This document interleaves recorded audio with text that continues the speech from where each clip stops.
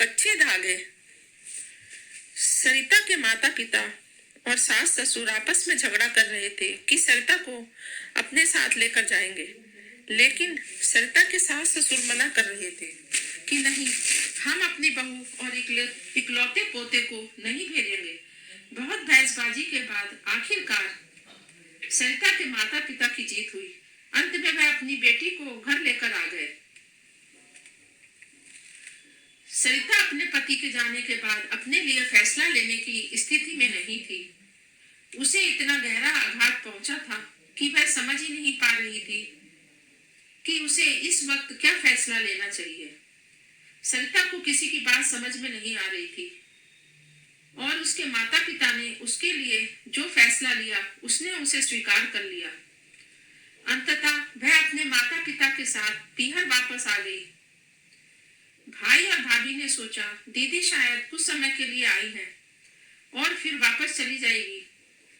समय के साथ सरिता अपने दुख को भूलने लगी। आज पूरे 2 महीने बीत चुके थे। सरिता सारा दिन उदास होकर घर में बैठी रहती।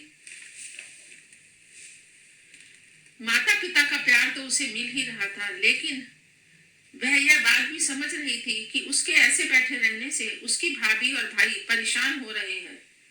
सरिता जानती थी छोटे भाई और बहन का खर्चा भी भाई के कंधों पर ही है और भाई के अपने बच्चे भी हैं, लेकिन सरिता चाहकर भी घर के खर्चे में भाई की कोई मदद नहीं कर सकती थी। भाई और भाभी का व्यवहार धीरे धीरे बदलने लगा। आखिरकार उनके बदलते व्यवहार को देखकर सरिता ने अपनी ससुराल वापस जाने का फैसला ले लिया। माता पिता ने उसे बहुत समझाया, लेकिन उसने कहा, नहीं माँ, मैं वापस अपनी ससुराल जाना चाहती हूँ। पिता ने कहा, यह भी तो तेरा अपना घर है बेटा। सरिता सबके बदलते व्यवहार को अपनी आंखों से देख रही थी। देखने के बाद ही उसने यह कठोर फैसला लिया था। ससुराल पहुंचने पर सास ससुर ने स्वागत किया। सास ससुर भी कुछ दिन तो खुश हुए, उसे अच्छे से भी रखा, लेकिन धीरे धीरे वह भी परेशान होने लगे। उन्हें भी अब सरिता बोझ लगने लगी। जेठ जिठानी भी यही कहते, अब तो हमें ही सारी उम्र इन माँ बेटे का बोझ उठाना पड़ेगा।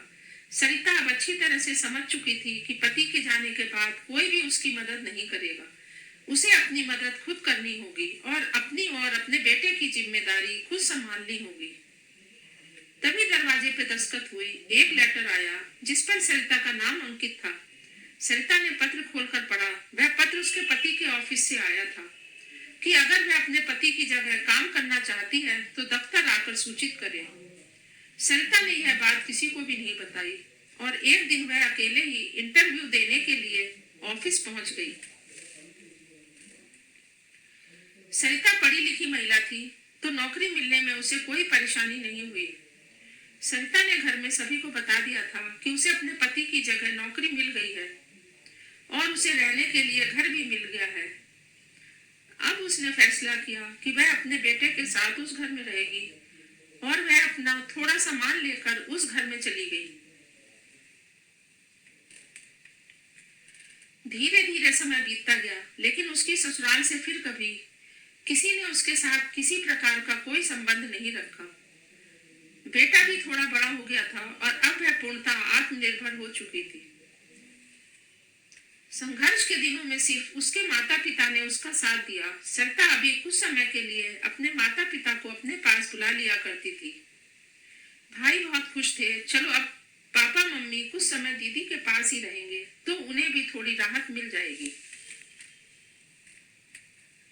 एक दिन उसके पापा की बहुत तबीयत खराब हो गई। सरिता ने उन्हें अस्पताल में एडमिट कर दिया, लेकिन उसने अपने भाई को फोन करके बता दिया था। उसके भाई और भाभी पापा से मिलने सरिता के घर पहुंचे। सरिता अपने पापा को अस्पताल से छुट्टी करवाकर घर वापस लेकर पहुंची तो देखा भाई भाभी बाहर खड़े थे। भाई ने पापा को सहारा दिया और घर के अंदर लेकर गया। भाभी ने सासू माँ को प्रणाम किया और हाल चाल पूछा। सरिता का रहन सहन देखकर और घर देखकर वह दंग रह गए। कितने मजे से, कितनी शान और शौकत से रहती है, तब दोनों को पता चला। कि उनकी बहन मैनेजर बन चुकी है और उसकी सैलरी भी 50,000 प्रति माह है और जीजा जी की पेंशन भी आती है। अब भाई और भाभी के मन में लालच आ गया और उन्होंने दीदी को अपने साथ चलने के लिए कहा, लेकिन सरिता ने मना कर दिया। सरिता ने कहा उसकी नौकरी अब यहाँ है, यहाँ से दूसरे शहर में ट्रांसफर करवाना थोड़ा मुश्किल काम है।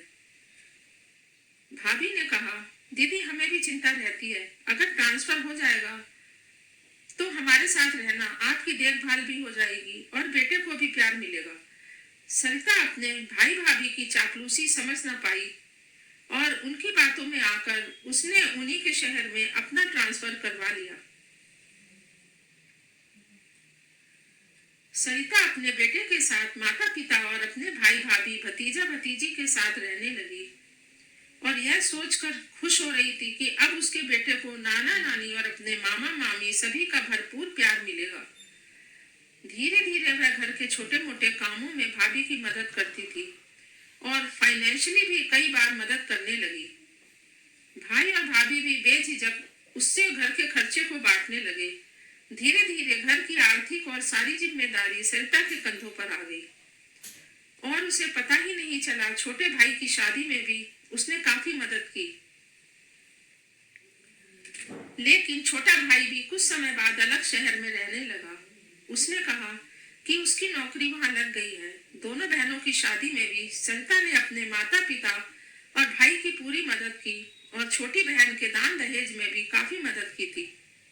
अब सभी लोग सरिता से अपेक्षा करते कि वह और मदद करे। इतनी अच्छी तनख्वाह है ना, तो सरिता को घर का किराया देना है, ना बिजली पानी का बिल, तो अगर थोड़ी बहुत मदद कर भी देती है तो कौन सी बड़ी बात है।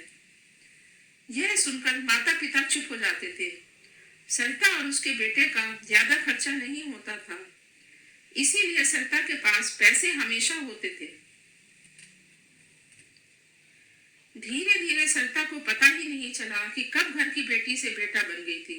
घर की जिम्मेदारियों में भागीदार बन गई, लेकिन सरिता को फिर भी कोई अफसोस नहीं था कि चलो उसके बेटे को नाना नानी और मामा मामी का प्यार तो मिल रहा है। और इस स्नेह को चुकाते चुकाते वह कब यौवन से बुढ़ापे की तरफ धीरे धीरे कदम बढ़ाने लगी। घर खर्चे में उसका सहयोग इतना हो गया कि कई बार तो अपनी आवश्यकताओं को भी उसे अनदेखा करना पड़ता था। सरिता का सारा ध्यान अपने काम और घर परिवार में लगा रहता था। बेटे को उसने आगे की पढ़ाई के लिए कॉलेज में एडमिशन करवा दिया और हॉस्टल भी दिलवा दिया ताकि वह अच्छे से पढ़ाई कर सके और एक बड़ा आदमी बन सके। सरिता को बहुत कम समय मिलता था कि वह अपने बेटे से हॉस्टल में मिलकर आए। कभी कभार ही वह समय निकाल पाती थी, लेकिन उसके भाई उससे मिलने के लिए अक्सर जाया करते थे और हमेशा यही कहते कि तुम्हारा बेटा बिल्कुल ठीक है, अच्छे से पढ़ाई कर रहा है। और सरिता निश्चित हो जाती थी। इसी बीच सरिता के पिता की मृत्यु हो गई और इस सदमे को माँ बर्दाश्त नहीं कर सकी और 1 साल के भीतर ही माँ भी भगवान को प्यारी हो गई। अब सरिता को बहुत अकेलापन लगने लगा।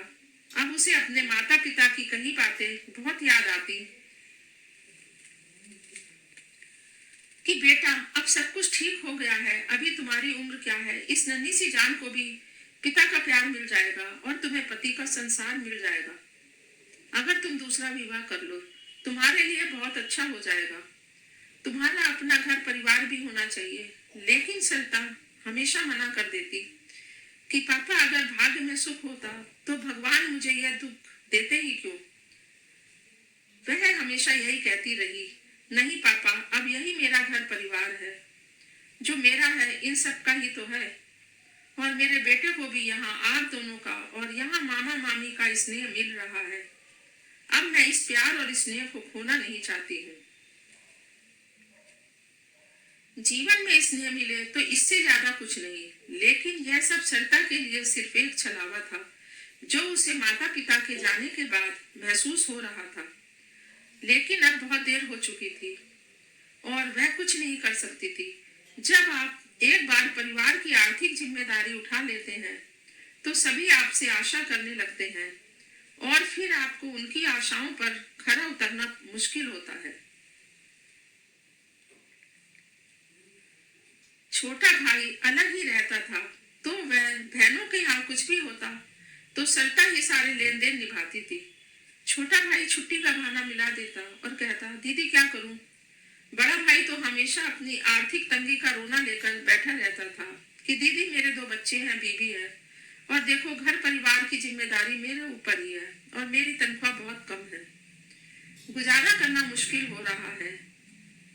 लेकिन दीदी आपकी तो तनख्वाह भी ज्यादा है और पेंशन भी आती है आपकी, तो आपको तो एक तरह से डबल इनकम है और खर्चा सिंगल। दीदी आपका खर्चा क्या है, रहना खाना तो आपका यहाँ फ्री में ही है। अगर आप थोड़ा बहुत खर्च भी कर देते हैं तो यह आपका अपना घर है और हम भी तो आपके अपने ही हैं। यह सुनकर सरिता हमेशा चुप हो जाती थी। अब धीरे धीरे सरिता को समझ आ रहा था कि वह माँ और बेटा इतनी बड़ी कीमत चुका रहे हैं।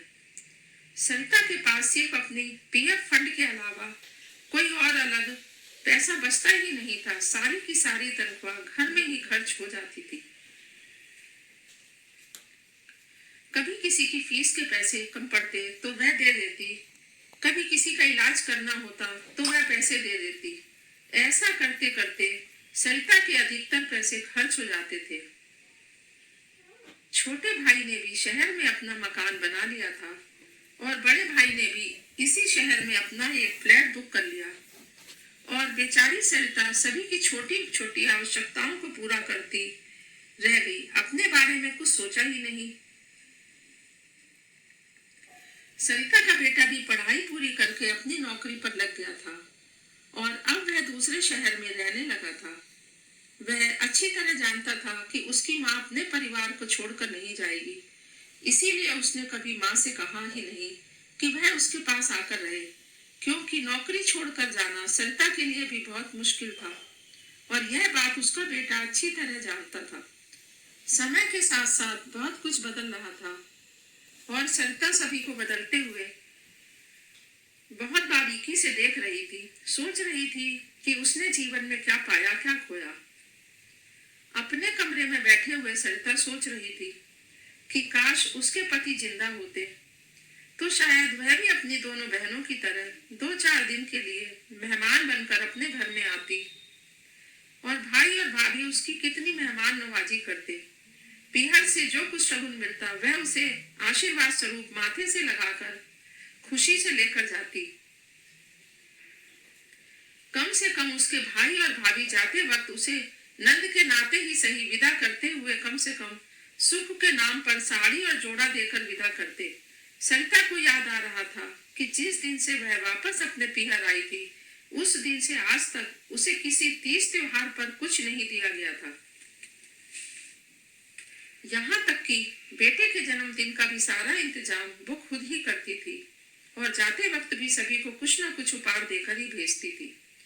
सरिता को ऐसा लग रहा था कि सारे परिवार के लिए वह सिर्फ पैसे कमाने वाली एक मशीन के अलावा कुछ नहीं थी। जैसे दुधारू गाय सबको पसंद होती है, लेकिन जब गाय बूढ़ी हो जाती है और दूध देना बंद कर देती है तो कोई उसे घर में नहीं रखता है, चारा भी नहीं खिलाता। उसकी स्थिति भी वैसे ही हो गई थी। यही सब सोचते सोचते सरिता की आंखों से आंसू छलक पड़े। तभी उसका बड़ा भाई उसके पास आकर बैठ गया और उसने खुशी जाहिर करते हुए बताया कि सरिता दीदी, हम लोगों ने नया फ्लैट ले लिया है और बच्चे भी बड़े हो गए हैं। इस छोटे से घर में गुजारा भी नहीं होता है। हम लोग चाहते हैं कि हम नए घर में शिफ्ट हो जाएं।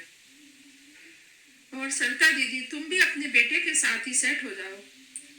आखिर कब तक यहाँ अकेली रहोगी? अब तो हम भी शिफ्ट हो रहे हैं दीदी। आपसे एक बात कहनी थी बहन, हम दोनों भाइयों ने फ्लैट बहुत मुश्किल से किश्तों पर लिए हैं और दोनों को ये किश्त भरने में बहुत मुश्किल हो रही है। अगर हम यह मकान बेच देते हैं तो हमारे मकान की किश्त आसानी से उतर जाएगी और हम टेंशन फ्री हो जाएंगे। दीदी, अगर सिर पर कर्ज चढ़ा होता है तो दिमाग परेशान रहता है। तुम्हारी भाभी को तो रात को नींद नहीं आती। सारे वक्त दिमाग में टेंशन लगती है। अगर हम यह मकान बेच देंगे तो जो पैसे आएंगे उससे हमारे फ्लैटों की किश्त जल्दी खत्म हो जाएगी और हम दोनों भाई अपने फ्लैट के मालिक बन जाएंगे। आखिर हम भाइयों को भी तो सारी जिंदगी तुम तीनों बहनों के यहाँ आना जाना रखना है और 30 त्योहार में हमें ही देना है। आखिर समाज में हमारी भी इज्जत है। बहनों के प्रति हमारे भी कुछ फर्ज बनते हैं। बहन, तुम्हारा बेटा भी अब नौकरी पर लग गया है और अकेले रहता है। तुम्हारा साथ उसको भी बहुत अच्छा लगेगा। तुम अपने बेटे के साथ ही सेट हो जाओगी तो तुम्हारे लिए भी अच्छा रहेगा। यह सुनते ही सरिता ने अपनी आंखों से आंसू पोंछ लिए और कहा, नहीं भाई, मुझे कोई ऐतराज नहीं है। तुम जहां जाना चाहते हो जा सकते हो और मकान बेचकर जो पैसे मिलेंगे उसे तुम दोनों अपने फ्लैट की किश्त उतार देना। बड़ी बहन को तुम दोनों भाइयों से कुछ नहीं चाहिए। सरिता सोच रही थी कि जिस धागों में बंधकर वह अपना घर पीछे छोड़कर आई थी, आज ये सारे धागे एक एक करके टूट गए हैं और फिर से जीवन में अकेली रह गई है, जैसे अपने पति की मृत्यु के बाद रह गई थी। कुछ दिन बाद भाई, भाभी और बच्चे भी नए फ्लैट में शिफ्ट हो गए और मकान को बेचने के लिए प्रॉपर्टी डीलर को सारी डिटेल्स दे दी। जो घर हमेशा चहल पहल से भरा रहता था, आज वो घर खाली था। सरिता को लग रहा था कि वह तो सबकी जिम्मेदारी निभाने के लिए ही इस घर में आई थी और आज सबकी जिम्मेदारी से वह मुक्त हो गई थी। सभी ने उसके रहते हुए अपने काम पूरे किए। किसी ने भी उसे अपने साथ रहने के लिए नहीं कहा, बल्कि जो घर उसकी छत पर बना था उसे भी बेचकर दोनों भाइयों ने उसके सर से छत भी छीन ली थी। छोटा भाई भाभी तो पहले ही अलग हो चुके थे और अपना घर भी बना चुके थे, तब भी इस मकान में अपना हिस्सा मांग रहे थे। दोनों बहनें भी अपने अपने घर परिवार में सुखी थी और वह दोनों भी अपनी ससुराल से हिस्सा मांगकर अपना अपना घर बना चुकी थी। सरिता सोच रही थी वह अपना हिस्सा किससे मांगे। ससुराल में कुछ मिला नहीं और पीहर में उसका हिस्सा है नहीं। सरिता ने तो सभी भाई बहनों की शादी, ब्याह और मकान बनाने में मदद की थी और उसकी मदद किसी ने भी नहीं की। आज उसके रिटायरमेंट में मात्र 1 साल रह गया है। रिटायरमेंट के पहले कोई तैयारी नहीं, भविष्य के लिए कुछ सोचा नहीं था। ना अपने बेटे का विवाह किया है और ना ही अपने बेटे के लिए मकान ही बनाया था। लेकिन सरिता को एक सुकून जरूर था कि उसके सिर पर हमेशा छत रहेगी और भाई भाभी का साथ सारी जिंदगी बना रहेगा। लेकिन सब कुछ अचानक से रेत की तरह हाथों से फिसल गया। एक यह पुश्तैनी मकान जो पूरी तरह खंडर हो चुका था, दोनों भाइयों ने उसे भी बेचने का फरमान जारी कर दिया था। सरिता ने घर में रहते हुए हमेशा हर किसी की मदद की और सारी जिम्मेदारी एक बेटे की तरह निभाई थी। लेकिन सभी लोग अपना स्वार्थ पूरा करके उसे अकेला छोड़कर चले गए। सरिता सोच रही थी कि रिटायरमेंट के बाद आराम से रहेगी, अच्छे से खाना खाएगी और अपने भतीजे भतीजी के साथ सुख से रहेगी। बेटे की शादी में सभी लोग उसका साथ देंगे और धूमधाम से शादी करेगी। लेकिन उसके सपने तो पूरे होने से पहले ही बिखर गए। जिन धागों को वह अपना और बहुत पक्का और मजबूत समझ रही थी, उन कच्चे धागों की उसे आज बहुत बड़ी कीमत चुकानी पड़ रही थी। धन्यवाद। कृपया मेरे चैनल को लाइक और सब्सक्राइब करके बेल आइकन का बटन अवश्य दबाएं।